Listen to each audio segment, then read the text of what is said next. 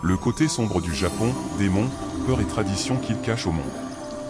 Technologie de pointe, culture pop mondiale, éducation exemplaire, société organisée et respectueuse. Quand on pense au Japon, l'image qui vient à l'esprit est celle d'un pays qui a conquis l'équilibre parfait entre tradition et modernité. Temples zen aux côtés de gratte-ciel futuristes, trains à grande vitesse ponctuelle traversant des paysages de fleurs de cerisier, personnes polies s'inclinant respectueusement dans les rues de Tokyo.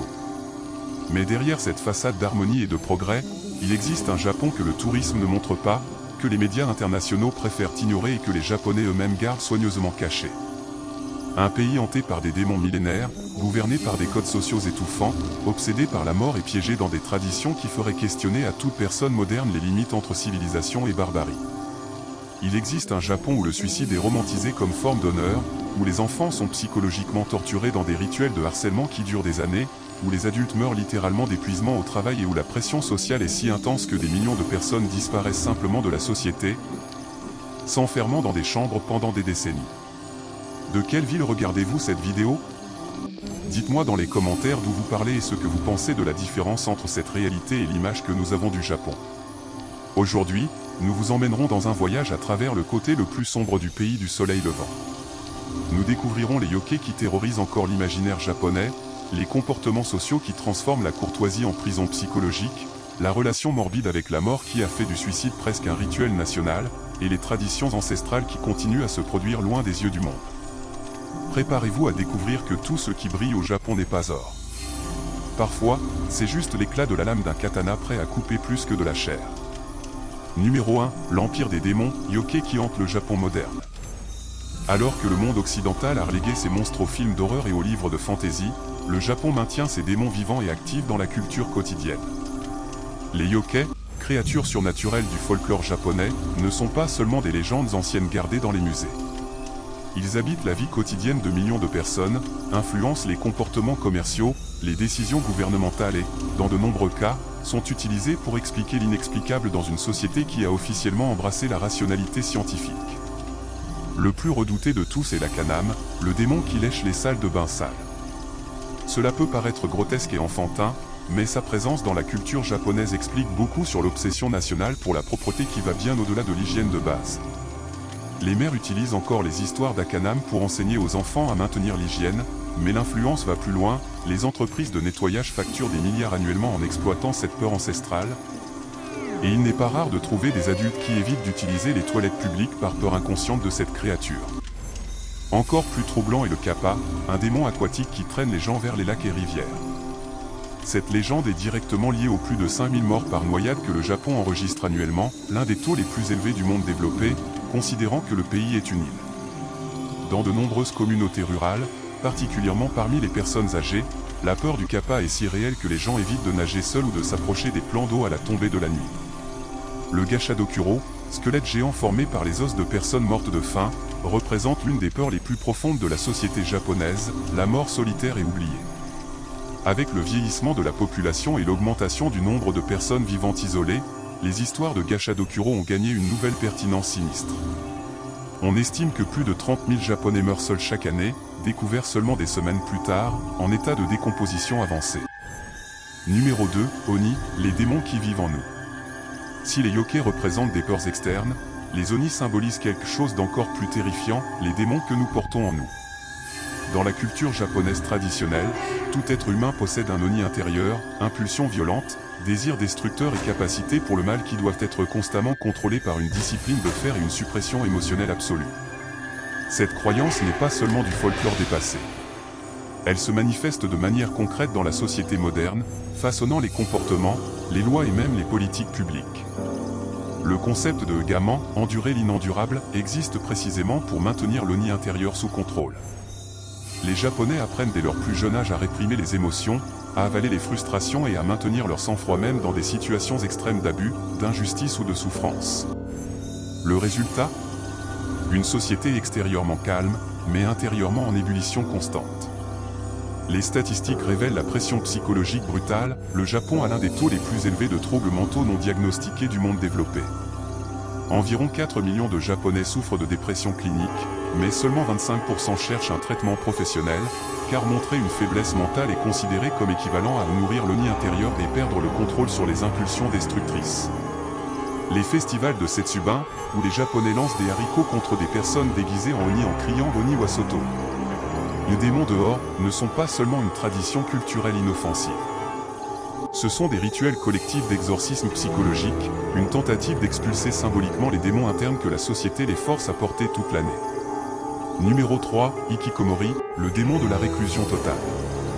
Peut-être qu'aucun phénomène ne représente mieux le côté sombre du Japon moderne que le Hikikomori, des jeunes qui s'isolent complètement de la société, enfermés dans leur chambre pendant des mois, des années ou même des décennies. Officiellement, il existe plus de 1,15 million d'Hikikomoris dans le pays, mais les spécialistes du ministère de la Santé estiment que le nombre réel pourrait atteindre 3 millions. Le phénomène va bien au-delà de la simple introversion ou de la dépression adolescente. Les Hikikomoris développent des phobies sociales extrêmes, vivent exclusivement en lignée, dans les cas graves, ne sortent pas de leur chambre même pour manger, boire de l'eau ou utiliser les toilettes, dépendant complètement de leurs parents pour la survie de base. Certains restent reclus pendant plus de 2 décennies, créant des réalités alternatives complexes à travers les jeux en ligne, l'anime et les réseaux sociaux virtuels. Ce qui effraie le plus, c'est que l'hikikomori devient culturellement acceptable comme forme valide d'existence. Les familles japonaises cachent fréquemment l'existence d'enfants hikikomoris par honte sociale, créant une sorte de mort-vivant social, des personnes qui existent officiellement dans les registres gouvernementaux mais qui ont complètement disparu de la vie publique. Si vous avez aimé cette enquête sur le côté sombre du Japon, likez la vidéo et abonnez-vous à la chaîne pour plus de contenu qui révèle les réalités cachées derrière les cultures que nous admirons. L'économie japonaise s'est même adaptée au phénomène, il existe des services de livraison spécialisés pour les hikikomoris, incluant nourriture, produits d'hygiène et équipements électroniques livrés par des systèmes élaborés qui évitent le contact humain. Certaines entreprises ont développé des emplois à distance spécifiques pour les hikikomoris, leur permettant de travailler sans sortir de chez eux. Paradoxalement, cela perpétue la condition en la rendant économiquement viable. Numéro 4, la police du bonheur, contrôle social extrême. Le Japon a développé l'un des systèmes de contrôle social les plus subtils et efficaces du monde moderne. Non pas par la force brute ou la surveillance étatique évidente, mais par une pression psychologique constante et une surveillance communautaire qui ferait envie à tout régime autoritaire pour son efficacité à produire une conformité absolue. Le concept de Kuki-wo-yomu, lire l'air, oblige les Japonais à constamment analyser l'humeur, les attentes et les besoins de tous autour d'eux, adaptant comportement, ton de voix, expression faciale et même posture corporelle à ce qui est socialement approprié au moment spécifique. Ne pas suivre ces règles non écrites, qui changent constamment selon le contexte, résulte en ostracisme social graduel, perte d'opportunités d'emploi et isolement communautaire qui peut durer des années. Encore plus sinistre est le système Jishike, association de quartiers qui fonctionnent comme des réseaux de surveillance communautaire officiellement sanctionnés par le gouvernement. Les voisins observent et rapportent les comportements inappropriés par des systèmes formels de dénonciation. Si vous n'avez pas trié correctement les déchets, il existe plus de 30 catégories différentes dans certaines villes. Si vous avez fait du bruit après 22 heures, si vous n'avez pas salué correctement les voisins, si vos rideaux sont restés fermés trop longtemps. Le résultat est une société où les gens vivent dans une anxiété constante sur la façon dont ils sont perçus et jugés. Les recherches de l'Institut national de santé mentale montrent que 78% des Japonais rapportent ressentir un stress social constant et 45% admettent qu'ils agissent complètement différemment quand ils sont seuls. Numéro 5, Karoshi, quand le travail tue littéralement. Le Japon a créé un mot spécifique pour quelque chose qui ne devrait exister dans aucune société civilisée, Karoshi, mort par excès de travail. Officiellement, environ 2000 Japonais meurent de karoshi annuellement, mais les spécialistes en santé professionnelle estiment que le nombre réel est 10 fois plus élevé. Les formes de karoshi sont brutalement variées, crise cardiaque d'exécutifs qui ont travaillé 100 heures par semaine pendant des mois consécutifs, AVC d'employés qui n'ont pas pris de congé pendant des années, suicide de travailleurs qui ne pouvaient plus supporter la pression psychologique, mort d'épuisement de personnes qui se sont effondrées dans les bureaux et sont mortes avant que quelqu'un ne le remarque. Ce qui rend le karoshi encore plus sombre, c'est qu'il est socialement accepté, même admiré comme démonstration de loyauté d'entreprise. Mourir d'épuisement au travail est vu comme une façon honorable de démontrer son dévouement, et les funérailles des victimes de karoshi célèbrent fréquemment le dévouement admirable du défunt à l'entreprise. Les entreprises ont simplement trouvé des moyens créatifs de contourner les réglementations, forcer les employés à travailler volontairement à la maison, enregistrer moins d'heures qu'ils ne travaillent réellement, utiliser des systèmes de points qui pénalisent ceux qui ne travaillent pas les week-ends, ou créer des cultures ou refuser les heures supplémentaires résultant en promotion vers des postes moins désirables. Numéro 6, Ijim, harcèlement élevé à l'art de la cruauté. Le harcèlement au Japon, connu sous le nom des Ijim, n'est pas seulement de l'agression infantile commune. C'est un système codifié de torture psychologique qui commence à l'école primaire et s'étend jusqu'à la vie adulte d'entreprise, détruisant des vies avec une efficacité chirurgicale. Dans les écoles japonaises, l'Ijim est pratiqué avec une sophistication psychologique impressionnante. Ce ne sont pas seulement des coups de poing, des coups de pied ou des insultes directes. Les victimes sont systématiquement isolées par des campagnes coordonnées, personne ne leur parle pendant des mois, leurs affaires disparaissent régulièrement, elles sont exclues des activités de groupe, forcées de nettoyer des toilettes sales à main nue, et dans les cas les plus extrêmes, forcées de s'excuser publiquement pour causer des problèmes au groupe. Vivriez-vous dans un pays où même essayer de dénoncer le harcèlement peut résulter en plus de persécutions? Laissez dans les commentaires ce que vous pensez de cette réalité. Le résultat statistique est terrifiant, le Japon a l'un des taux de suicide infantile les plus élevés du monde développé. En 2023, plus de 500 enfants japonais se sont suicidés, beaucoup laissant des lettres détaillées expliquant qu'ils ne pouvaient plus supporter l'Ijim systématique. Dans l'environnement d'entreprise, l'Ijim évolue vers le power harassment, les subordonnés sont humiliés publiquement pendant les réunions, surchargés de travail impossible à terminer, psychologiquement torturés par l'isolement social et manipulés jusqu'à ce qu'ils démissionnent ou subissent des effondrements mentaux complets. Numéro 7, la mort comme spectacle, seppuku et la glorification du suicide. Aucun pays du monde développé n'a développé une relation aussi complexe, romantisée et culturellement intégrée avec le suicide que le Japon. Le seppuku a peut-être été officiellement aboli il y a plus d'un siècle, mais son influence psychologique reste profondément enracinée dans la culture japonaise moderne. Le suicide au Japon n'est pas vu seulement comme une échappatoire à la souffrance, mais comme un moyen valide de préserver l'honneur, d'assumer la responsabilité des échecs, de protéger les autres des conséquences et même comme démonstration d'amour ou de loyauté. Cette mentalité résulte en statistiques terrifiantes, plus de 20 000 Japonais se suicident annuellement. Encore plus troublant est la culture de responsabilité fatale qui imprègne tous les niveaux de la société. Les exécutifs se tuent quand les entreprises échouent ou font face à des scandales, les professeurs quand des étudiants se suicident ou commettent des crimes, les parents quand les enfants causent des problèmes sociaux. En 2023, le PDG de Japan Airlines s'est suicidé après un accident d'avion qui a tué 12 personnes. L'endroit le plus macabre de cette culture est la forêt d'Aokigahara, connue mondialement comme la forêt du suicide. Annuellement, plus de 100 personnes choisissent spécifiquement cet endroit pour se suicider, suivant des rituels élaborés qui incluent laisser des objets personnels sur des sentiers spécifiques et écrire des lettres finales sur des arbres spécifiques. Numéro 8, Shikata Gehanai, la philosophie d'acceptation du malheur. Une des phrases les plus révélatrices et psychologiquement destructrices de la psyché japonaise est le Shikata Gehanai, il n'y a rien qu'on puisse faire. Cette philosophie prêche l'acceptation passive de situations terribles, injustes ou abusives, expliquant beaucoup sur comment le Japon réussit à maintenir la stabilité sociale par la paralysie de la résistance individuelle. Shikata Gehanai n'est pas seulement de la résignation bouddhiste ou du stoïcisme philosophique. C'est une programmation culturelle systématique qui enseigne aux Japonais dès l'enfance à ne pas résister aux situations abusives, à ne pas questionner les autorités même quand elles ont clairement tort, et à accepter la souffrance inutile comme partie inévitable de l'expérience humaine. Cette mentalité permet aux abus systémiques de continuer pendant des décennies sans résistance significative.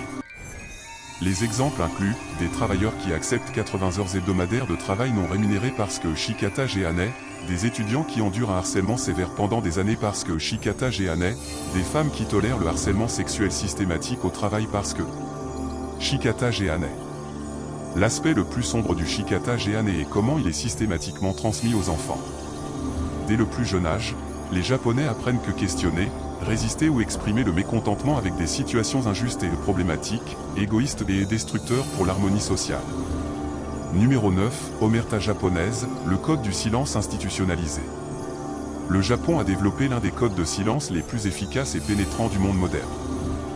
Non pas par des menaces directes ou de la violence évidente, mais par une pression sociale subtile qui rend la dénonciation de problèmes, crimes ou abus presque impossible en pratique. Le concept de Kuromaku, rideau noir, décrit comment les scandales, crimes violents et abus systématiques sont routinièrement cachés pour le bien de la société. Les victimes sont systématiquement découragées de parler par la pression familiale, des menaces voilées de perte d'emploi et des campagnes subtiles de discrédit. Les cas concrets documentés incluent des centaines de cas d'abus sexuels dans les écoles qui n'ont jamais atteint la police, des accidents industriels fatals classés comme malentendus opérationnels, et une estimation conservatrice que moins de 5% des crimes sexuels au Japon sont rapportés à la police en raison de la pression sociale massive sur les victimes. Le système est maintenu par le concept sacré de Mansu, visage-réputation. Dénoncer des problèmes, même légitimes et sérieux, est vu comme faire perdre la face aux autres, considéré comme l'un des pires crimes sociaux possibles, fréquemment pire que le crime original dénoncé. Numéro 10, Kodokushi, l'épidémie de la mort solitaire. Le Japon fait face à une épidémie silencieuse et croissante de Kodokushi, mort solitaire. Plus de 30 000 Japonais meurent seuls annuellement, leur corps découvert seulement des semaines ou mois plus tard, dans des états de décomposition avancés qui rendent l'identification difficile et traumatisent les voisins. Le phénomène ne se limite pas aux personnes âgées abandonnées. De plus en plus, des personnes de 30 à 50 ans, en plein âge productif, meurent seules dans des appartements minuscules sans que personne ne remarque leur absence pendant des semaines. À Tokyo, des entreprises spécialisées dans le nettoyage de morts solitaires enlèvent plus de 3000 corps par an. Ce qui rend le Kodokushi le plus troublant, c'est sa prévisibilité systématique. Beaucoup de victimes ne sont pas mortes soudainement, elles sont tombées malades graduellement pendant des semaines ou mois, mais la structure sociale japonaise a complètement échoué à percevoir leur souffrance. Les voisins ont remarqué des odeurs étranges mais ne sont pas intervenus pour ne pas s'immiscer dans la vie privée d'autrui. Le gouvernement a créé des technologies spécifiques pour détecter le Kodokushi avant qu'il arrive, incluant des capteurs qui surveillent l'activité dans les appartements de personnes âgées et des applications qui alertent les autorités si les utilisateurs ne se connectent pas pendant des périodes spécifiques. Le besoin de solutions technologiques pour un problème fondamentalement humain ne fait que souligner la profondeur de la crise sociale. Numéro 11, Kanshi, la société de surveillance totale. Le Japon a développé une culture de surveillance sociale qui va bien au-delà des caméras de sécurité. C'est un système pénétrant où chaque citoyen devient un agent de surveillance informel, observant et jugeant constamment le comportement de tous les autres. Le kanshi japonais s'exerce par des millions de micro-interactions quotidiennes. Dans les trains, les gens observent si vous êtes assis correctement, si votre téléphone n'est pas trop fort, si vous n'occupez pas trop d'espace. Au travail, les collègues surveillent les horaires d'arrivée et de départ avec une précision à la minute près, le temps passé en pause et les expressions faciales pendant les réunions. Cette surveillance constante crée une population qui vit en état permanent de performance sociale, développant de multiples personas, différentes versions élaborément construites d'eux-mêmes pour différents contextes sociaux. Les études montrent que les Japonais dépensent en moyenne 40% de leur énergie mentale quotidienne juste à surveiller et ajuster leur comportement. L'aspect le plus sinistre est que cette surveillance est complètement involontaire. Personne n'est officiellement obligé d'observer les autres, mais la pression sociale pour le faire est si intense que refuser de participer résulte immédiatement en ostracisme social. Numéro 12, Tatama vs On, la schizophrénie sociale institutionnalisée. L'aspect le plus psychologiquement troublant de la culture japonaise est la division rigide entre Tatama, visage public, et On, vrai sentiment. Cette dualité force les Japonais à vivre essentiellement deux vies complètement séparées, créant une forme de schizophrénie sociale institutionnalisée. Tatama n'est pas juste l'être poli.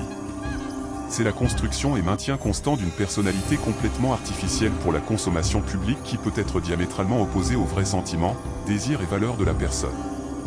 Les Japonais passent des décennies à perfectionner leur persona Tatama. Le résultat psychologique est dévastateur. Les recherches indiquent que la plupart des Japonais rapportent se sentir fondamentalement déconnectés d'eux-mêmes et confus sur qui ils sont vraiment. Le maintien constant du tatama requiert une énergie mentale énorme, contribuant à des taux élevés d'anxiété, dépression et troubles dissociatifs. Encore plus troublant est que beaucoup de Japonais perdent complètement contact avec leur vrai on après des décennies de suppression systématique.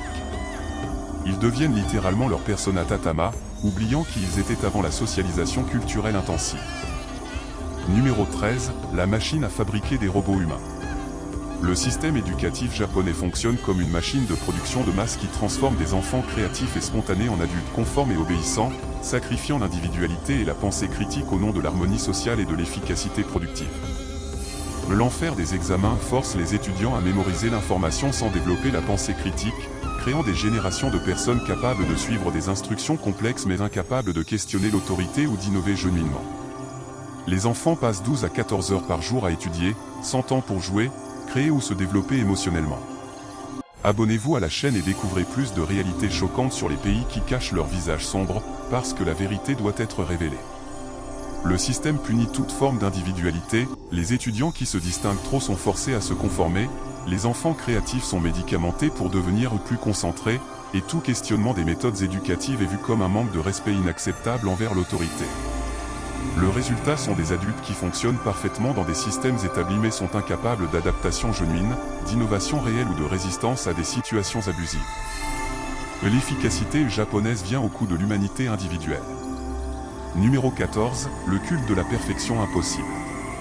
La société japonaise a développé des standards de perfection si irréalistement élevés que la plupart des gens vivent en état constant d'inadéquation, développant des troubles mentaux et des comportements obsessifs dans la tentative impossible d'atteindre des idéaux sociaux inatteignables. Le shokunin, l'obsession avec la maîtrise parfaite, transforme des activités simples en rituels torturants où toute imperfection est vue comme échec moral. Les chefs passent des décennies juste à apprendre à couper des légumes, les artisans dédient des vies entières à des techniques qu'ils ne considèrent jamais totalement maîtrisées. Cette obsession s'étend à tous les aspects de la vie, l'apparence physique doit être impeccable, le comportement social doit être irréprochable, la performance professionnelle doit être parfaite. Le résultat est une population vivant en anxiété constante sur son inadéquation perçue. L'ikigai, raison de vivre, est devenue source de pression au lieu de réalisation, avec des gens développant des crises existentielles profondes quand ils n'arrivent pas à identifier leur but parfait dans la vie. Numéro 15, la prison de l'harmonie. L'aspect le plus insidieux du système social japonais est comment il utilise des concepts apparemment positifs comme harmonie, respect et collectivisme pour créer une prison psychologique dont il est presque impossible de s'échapper sans sacrifier relations, carrière et acceptation sociale. La Wa, harmonie, est devenue tyrannie déguisée, où maintenir les apparences de paix est plus important que résoudre les vrais problèmes, aborder les injustices ou permettre les changements nécessaires. Les problèmes sont balayés sous le tapis au lieu d'être confrontés. Le collectivisme extrême anéantit l'individualité genuine, forçant les gens à sacrifier rêves personnels, besoins émotionnels et même santé mentale pour maintenir le fonctionnement du groupe. Toute priorisation du soi sur le groupe est vue comme égoïsme inacceptable. Le résultat final est une société qui semble fonctionner parfaitement vue de l'extérieur, mais qui est pleine de gens profondément malheureux, mentalement épuisés et spirituellement morts qui continuent à fonctionner parce qu'ils ne connaissent pas d'alternative. Réflexion finale, le prix de la perfection apparente. Après avoir exploré les aspects les plus sombres de la société japonaise, une vérité troublante émerge, il est possible de créer une société qui semble parfaite extérieurement tout en détruisant systématiquement le bien-être psychologique et émotionnel de sa population. Le Japon a accompli quelque chose que beaucoup de pays envient, ordre social, faible criminalité, efficacité économique et harmonie apparente. Mais ce succès est venu au coût de l'humanité individuelle, créant un système où les gens fonctionnent comme des rouages dans une machine sociale qui priorise la conformité sur le bonheur genuin.